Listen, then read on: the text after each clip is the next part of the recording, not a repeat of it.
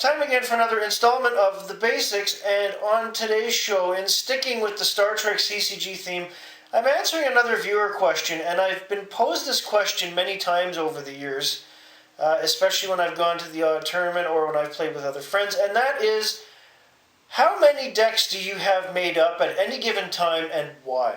So I'm going to attempt to answer these questions right now. Now, let me start by saying there is no number of decks carved in stone that you must have at all times. Every player is different. Everybody does things differently. I'm going to show you what I do because I've pretty much kept my habits in terms of the Star Trek card game the same for many, many years. And normally I always have 5 decks built and ready to go. The main one being my heavy-hitting Federation deck. I always have this Federation deck put together. The personnel rarely change. Some of the cards change, and occasionally I'll swap out 1 or 2 cards from my Q's Tent side deck. And it also gets a funky deck box of its own. In this box, which I keep decks and extra cards, are the other decks. I have my heavy-hitting Borg deck, which rarely gets changed. I might add the odd card to it here and there, but it's such a good deck I rarely screw with it. I have my Romulan deck, which I use as a test bed for a lot of different cards that I swap out, because it's a decent all-around deck that's strong enough to compete against almost any affiliation, but it has the possibility of losing as well, and that's how you learn how to build a better deck, is losing. Klingon deck is almost set up the same way as the Romulan deck, but it's more of an attack-based deck. I don't change a lot of cards in it, although I have on occasion after a stiff loss.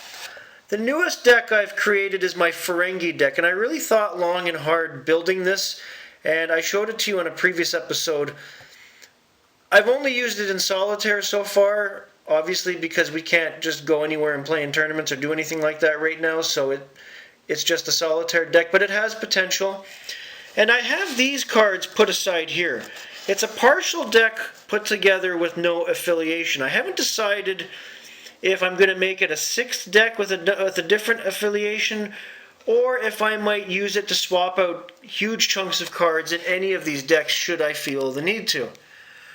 The other thing I like to do is I keep an old starter box with rule supplements if I need them, and I keep a small group of assorted cards in this box away from my main collection in case I only have this box on me and I need to do some swap outs on a deck.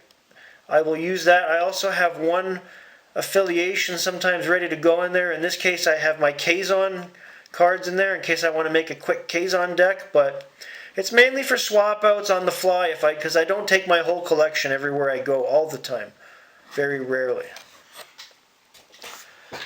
That's what I like to do. Like I said, there is no right and wrong. Everybody has their own habits and they do their own thing. But I felt like answering that question because I'm also interested sometimes in what other players like to do in terms of how many decks they have and what they do with them.